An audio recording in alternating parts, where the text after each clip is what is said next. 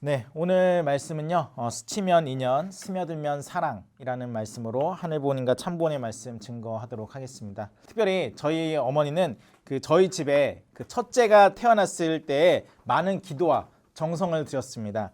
저희 어머니가 들으신 정성은 딸이 태어나게 해달라고 그렇게 기도하셨습니다. 그 기도가 이루어질 것을 전혀 의심하지 않았습니다. 그래서 이미 딸이 태어나기 이전에 여자아이의 옷을 사고, 성별은 몰랐지만 여자아이의 신발과 그리고 옷과 치마 그리고 분홍색으로 이미 아이가 태어나기 전에 여러분들 저렇게 꾸미신 것처럼 이렇게 이미 온 방과 그리고 모든 것들을 다 꾸미고 준비를 하셨습니다. 그렇게 첫째가 딸일 거라는 절대 흔들리지 않는 그런 절대 신앙의 믿음을 가지고 기도하셨고, 하늘보님께서 그 기도에 응답하셔서 이렇게 이 친구가 태어났습니다. 네, 네, 기도의 응답으로 이 첫째가 이렇게 놀랍게도 아들이 태어났습니다. 그렇지만 어머니는 절대 포기하지 않으셨습니다. 진짜 이번에는 될 거라는 그 믿음과 그 확신을 가지고 2년 동안 정말 쉬지 않고 매일 기도와 정성을 들으셨습니다. 역시 주제는 똑같았습니다. 제발 딸이 태어나기를 바라셨습니다. 그랬더니 기도에 응답하셔서 둘째도 그만 아들이 태어났습니다.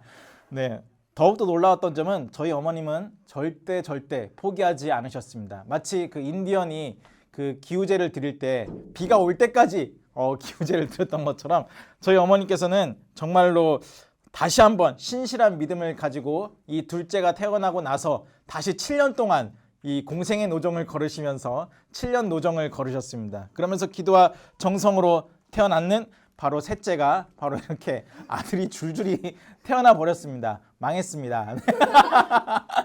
네, 여러분들 이 기도를 통해서 정말로 우리가 알 수 있는 거는 하늘보님께서는 기도를 들어주지 않으신다라는 것들을 우리가 좀 알 수 있습니다. 저는 이게 바로 하늘보님이 우리의 기도를 이렇게 응답하지 않으시는구나라는 것들을 저희 어머니를 통해서 저는 이래서 기도가 필요 없구나라는 것들을 저는 그때 이제 좀 많이 깨달았습니다. 그래도 저는 되게 감사한 게 제가 저희 집이 전형적인 여존 남비 사상을 갖고 있습니다. 여자는 귀하고 남자는 천하다라는 그런 사상을 갖고 있는 집이었는데, 만약에 저희 집에 여자가 태어났다면 저는 어쩌면 그 사랑을 온전히 못 받고 이렇게 자랐을 거라는 그런 생각을 합니다. 저는 오히려 하늘보님께 굉장히 좀 감사를 드립니다. 사실 이 아들을 키운다는 거는 굉장히 좀 힘든 일입니다. 실제로 통계 연구 결과를 보면요, 아들이 딱 하나만 있는 집안, 수없이 있는 집안 다 상관없이 그 집안에 아들이 있다는 것만으로도 그 어머니의 수명이 평균적으로 5년 깎인다고 합니다. 그냥 아들이라는 존재 자체가 수명을 5년을 이렇게 깎게 만듭니다. 그만큼 아이 중에서 아들 키우는 게 굉장히 어렵습니다. 아시겠죠, 우리 아드님들? 네. 우리 모두 함께 반성해야 됩니다. 네. 제가 사실은 저희 부모님에게 감동했던 일이 있습니다. 제가 여기 있는 앞에 효정원이 있는데 이 효정원과 관련된 좀 특별한 추억이 있습니다. 제가 그 효정원의 기적을 여러분께 소개하고자 합니다. 사실 부끄럽게도 뭐 다른 사람들처럼 막 효정원을 막 통해서 막 꿈을 꾸고 아니면 막 어떤 집을 사고 막 어떤 재산이 불어나고 이런 건 하나도 없습니다. 그런데 제가 이 효정원을 모신 날 저희 가족이 모여서 목사님과 함께 이 봉헌식을 했습니다. 이날 봉헌식을 하고 가족끼리 모여서 이제 카페에 갔습니다. 그런데 커피숍에서 커피를 마시는데 어머니가 그런 말씀을 저희한테 처음으로 하셨습니다. 내가 너희들을 위해서 너희 그 세 아들들 너무나도 힘든 아들들이었다. 진짜 너희들은 나에게 있어서 산전수전 공중전이었다. 이렇게 말씀을 하시더라고요. 그러니까 어머니가 그런 말씀을 하셨습니다. 내가 너희들을 위해서 정말 정성과 기도를 많이 드렸다. 하늘보님과 참보님의 뜻에 맞는 자녀가 되길 빌었다고 하시면서 하루에 매일같이 120배의 정성과 그리고 훈독을 하시면서 10년 동안 정성을 들였다고 하십니다. 그러면서 그 10년 정성이 끝나는 날에 제가 이제 어머니께 제가 이제 천복궁에서 공직을 시작하겠습니다 라고 이렇게 말씀을 드렸다고 하더라고요. 사실 저는 그런 것들을 전혀 몰랐습니다. 왜냐하면 저희 부모님은 전혀 정성과 상관이 없는 그런 사람이라고 저는 좀 오해하고 있었고, 그리고 저희 부모님이 저에게 그런 정성을 들였을 거라고는 전혀 상상도 하지 못했습니다. 그런데 저희 형제들도 역시 그런 것들을 전혀 몰랐습니다. 사실 너무 놀라서 이제 집에 돌아가는데 저랑 이제 동생이랑 막내 동생이랑 같이 얘기를 하면서 돌아가는데 막내 동생이 저에게 그런 얘기를 했었습니다.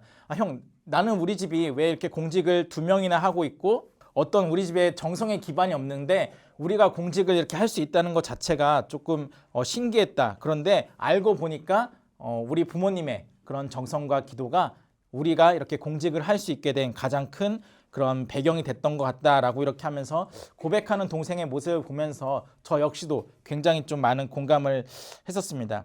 그 어머니의 그 고백을 듣고 나서 저는 좀 느꼈던 게 뭐냐면, 사실 공직을 하다 보면 제 인격이 부족하고 그리고 좀 제 능력이 부족해서 생기는 그런 어려운 일들이 굉장히 많이 있습니다. 그리고 힘들 때가 있고 좌절할 때가 있고, 저 역시 공직을 하면서 너무나도 수많은 위기가 있었고 또 개인적으로도 위기가 있었고 그리고 너무나도 힘들어서 지칠 때도 있었습니다. 그런데 무엇보다 중요했던 거는 그럴 때마다 생각했던 것이 바로 어머니의 이런 정성과 10년 동안 들였던 그 10년뿐만이 아니라 그 수많은 시간 동안 내가 알지 못했던 시간 속에서 부모님이 드렸던 그런 정성과 그 사랑과 기도와 그 모든 것들이 저에게 떠올려지면서 내가 어떤 사람인지 나의 정체성에 대해서 다시 한번 생각하게 됩니다. 나는 부모님의 정성, 특히 어머니의 그런 정성과 기도를 10년 동안 받은 사람으로서 나는 여기서 무너지면 안 돼. 나는 이런 사람이야 라는 그런 정체성과 그리고 그런 힘이 생기게 되고, 무엇보다도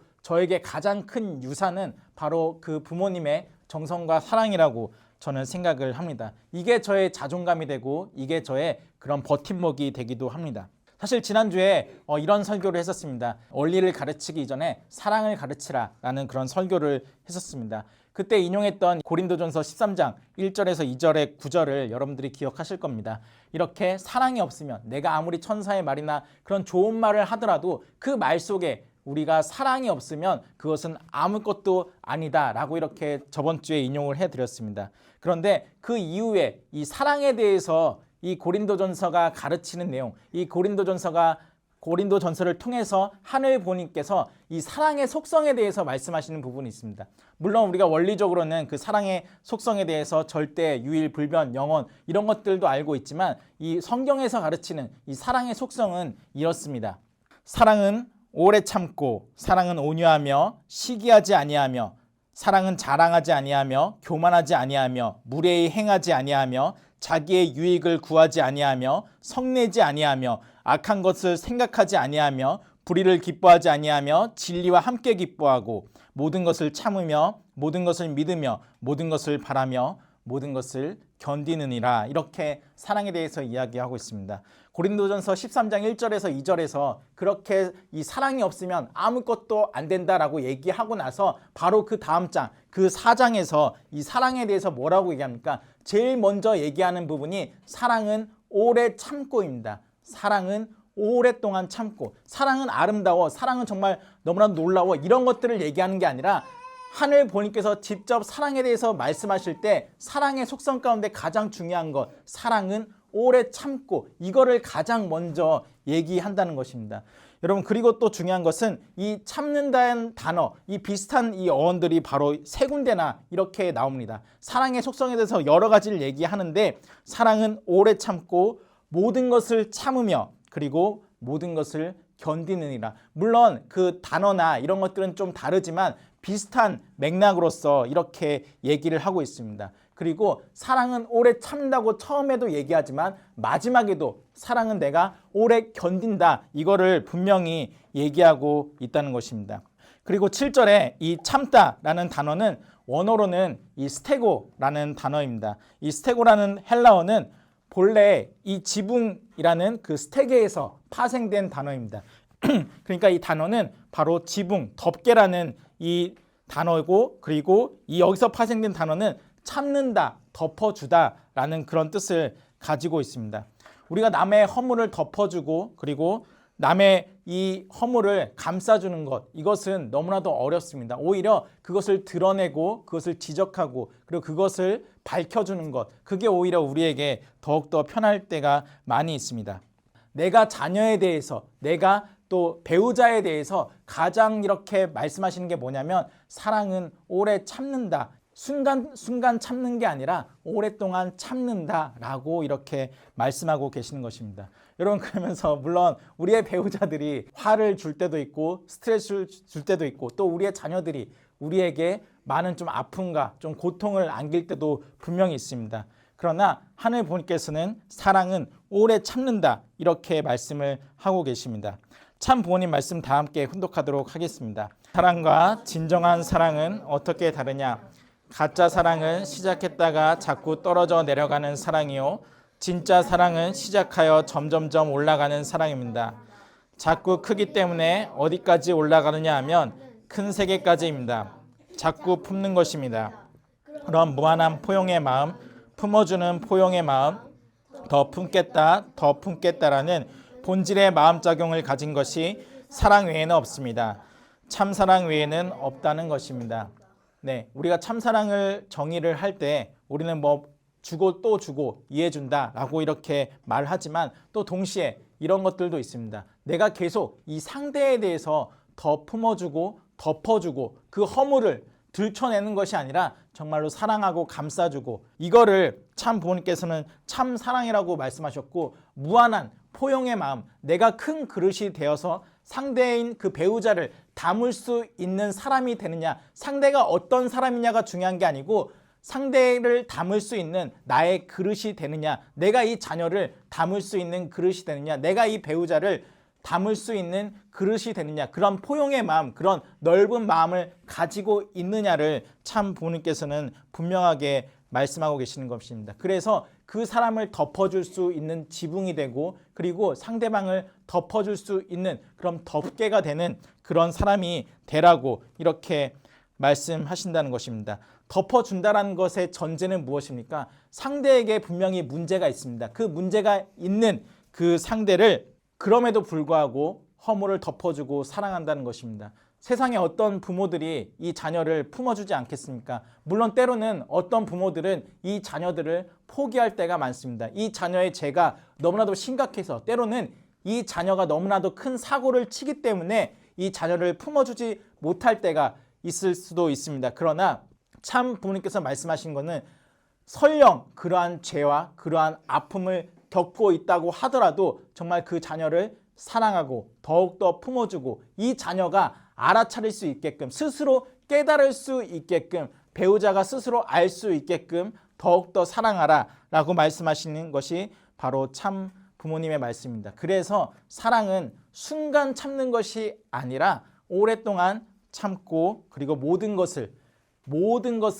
참고 그리고 모든 것을 견딘다라고 이렇게 분명하게 말씀하고 계십니다. 더 품겠다. 그래서 그 본질의 마음작용을 가진 것이 바로 사랑이고 그것이 바로 참사랑이라고 말씀하고 계십니다. 하늘부모님 역시 인류에 대해서 아담과 헤아에 대해서 그 자녀를 잃어버리고 그 자녀에게 말조차 붙이지 못하는 그런 실어증을 이렇게 앓고 있는 그런 참 부모님의 모습 또한 하늘 보니의 모습이 저는 이 목사님을 통해서 겹쳐 보이게 되었습니다. 그러나 그 수많은 세월 동안 그것을 참고 견디면서 지금까지 인류를 사랑하고 인류를 위해서 희생하고 내 자녀를 찾기 위해서 노력하시는 그런 하늘 보님의 모습을 바라봤을 때 우리 역시도 우리 자녀에 대해서 정말로 포기하지 않고 또 우리 배우자에 대해서 정말로 포기하지 않고 또 우리 모두가 서로를 사랑하고 위할 수 있는 우리들의 모습이 되었으면 좋겠습니다. 절대로 저는 자녀를 포기해서는 안 된다고 생각합니다. 그리고 이 자녀에 대해 그런 사랑을 베풀 수 있는 우리 부모의 모습이 돼야 되고 또 우리 배우자에게 그런 모습이 될 수 있는 저희의 모습이 되길 바라면서 오늘 말씀을 모두 마치도록 하겠습니다. 함께 보고 드리겠습니다.